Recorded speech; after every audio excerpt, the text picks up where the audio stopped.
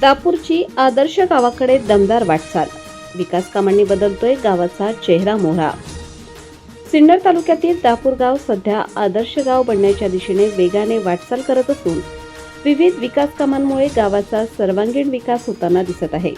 ग्रामपंचायतीच्या पुढाकारातून राबवण्यात येणाऱ्या उपक्रमांमुळे गावाचा चेहरा मोहरा अक्षरशः बदलत आहे. गावातील शाळा डिजिटल करण्यात आली असून विद्यार्थ्यांना आधुनिक तंत्रज्ञानाच्या सहाय्याने शिक्षण दिले जात आहे. त्यामुळे ग्रामीण भागातील विद्यार्थ्यांनाही गुणवत्तापूर्ण शिक्षणाची संधी उपलब्ध झाली आहे. याशिवाय गावातील मुख्य रस्त्यांचे काँक्रिटीकरण पूर्ण करण्यात आले असून वाहतुकीसाठी सुविधा अधिक सुधारल्या आहेत. स्वच्छतेच्या दृष्टीने भुयारी गटार योजना राबवण्यात आली आहे, ज्यामुळे गाव स्वच्छ आणि आरोग्यदायी बनत आहे. पिण्याच्या पाण्यासाठी अत्याधुनिक फिल्टर यंत्रणा बसवण्यात आल्याने ग्रामस्थांना शुद्ध आणि सुरक्षित पाणी मिळत आहे.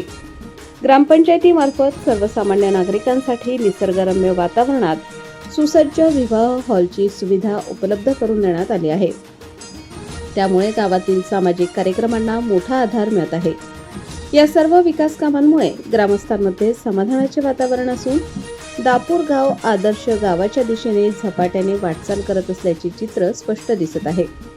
या कामांमध्ये सरपंच वनिता आव्हाड, ग्रामपंचायत अधिकारी प्रवीण बोरसे, तंत्रमुक्ती अध्यक्ष कचुनाना आव्हाड तसेच उपसरपंच, ग्रामपंचायत सदस्य आणि ग्रामस्थ यांचे मोलाचे योगदान लाभले आहे.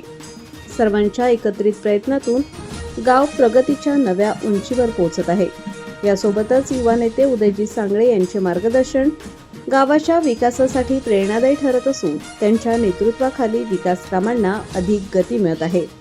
दरम्यान लवकरच या सर्व विकास कामांचे उद्घाटन मंत्री पंकजा मुंडे यांच्या हस्ते होणार असून दापूर गावासाठी हा अभिमानाचा क्षण ठरणार आहे. नमस्कार, माझे नाव वनिता बाळू आव्हाड, सरपंच ग्रामपंचायत दापूर.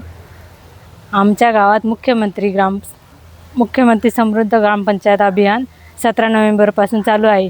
गावात आम्ही त्या अभियानाअंतर्गत खूप कामे केली. सरांनी तर आता साहेबांनी आमच्या सांगितली सर्व माहिती, ती सांगणं मला काही एवढं गरजेचं वाटत नाही, पण तरी परत सांगते मी थोडी. आम्ही आमच्या त्या अभियानाअंतर्गत शाळेमध्ये रंगरंगोटीची कामे केली, लोकवर्गणीतून शाळेत रंगरंगोटीची कामे केले, CCTV कॅमेरे बसवले, विधवा महिलांसाठी हळदी कुंकवाचा कार्यक्रम राबवला ग्रामपंचायतमध्ये. आपले CO साहेब ओमकारजी पवार यांनी आम्हाला असं सांगितलं होतं की एकल महिलांसाठी हळदी कुंकवाचा कार्यक्रम ठेवला पाहिजे. आम्ही त्या अंतर्गत आमच्या ग्रामपंचायतमध्ये हळदी कुंकवाचा कार्यक्रम कशा प्रकारे ठेवला होता? एकल महिलांचा सत्कार केला आम्ही, विधवा महिलांचा, आणि त्यांना काही आमच्या ग्रामपंचायततर्फे एक छोटी भेटवस्तू दिली. रयत शिक्षण संस्थेचं न्यू इंग्लिश स्कूल दापूर हे विद्यालय या गावामध्ये 1985 सालापासून आहे. गोरगरीब समाजातील, कष्टकरी समाजातील मुलांना शिक्षण देण्यासाठी रयत शिक्षण संस्थेचं हे विद्यालय ग्रामस्थांच्या मदतीने या ठिकाणी सुरू झालेलं आहे. दरवर्षीच या विद्यालयाला ग्रामपंचायतच्या वतीने, दापूर ग्रामस्थांच्या वतीने मोठ्या प्रमाणावर सहकार्य मिळत असतं. थोडक्यात सांगायचं म्हणलं तर रयत शिक्षण संस्थेच्या सर्वच विद्यालयांना ग्रामपंचायतचं, गावच्या सरपंचांचं, प्रतिष्ठित मान्यवरांचं सहकार्य मिळतं आणि त्याच्याच जोरावरती या विद्यालयाचा भौतिक आणि विद्यार्थ्यांचा सर्वांगीण विकास साधला जातो. या वर्षाच्या बाबतीत सांगायचं झालं तर यावर्षी ग्रामस्थांच्या मदतीने आपण ज्या ठिकाणी सध्या उभा आहोत, ही 2 लाख रुपयाचे पेवर ब्लॉक बसून या शाळेच्या भौतिक विकासामध्ये गावच्या ग्रामपंचायतीने, ग्रामस्थांनी योगदान दिलेलं आहे.